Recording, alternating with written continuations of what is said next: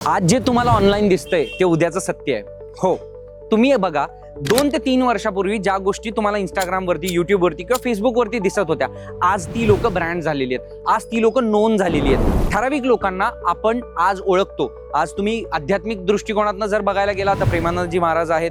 तुम्ही जर ब्लॉगिंग मध्ये बघायला जर तुम्ही गेला तर सौरभ जोशी आहे आणि असे खूप सारे लोक आहेत जी ऑनलाईन आज आपल्याला ब्रँड झालेली दिसतात. पण त्यांनी सुरुवात केली होती 5 वर्षापूर्वी, 10 वर्षापूर्वी.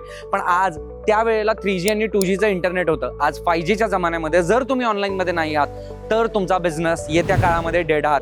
तो बिझनेस जर फॅशनचा असेल, ब्युटीचा असेल, फूड इंडस्ट्री असेल, कॉर्पोरेट असेल, कमर्शियलायझेशन असेल किंवा रिटेलरशिप असेल, कोणताही बिझनेस जर करायचा असेल तर तुम्हाला रियालिटीमध्ये यावं लागेल. आणि आज जी गोष्ट तुम्ही लोकांसमोर दाखवाल तो उद्याचा ब्रँड असेल. आज जी गोष्ट तुम्ही लोकांसमोर प्रेझेंट कराल ती गोष्ट उद्याचं अस्तित्व असेल आणि सत्य असेल.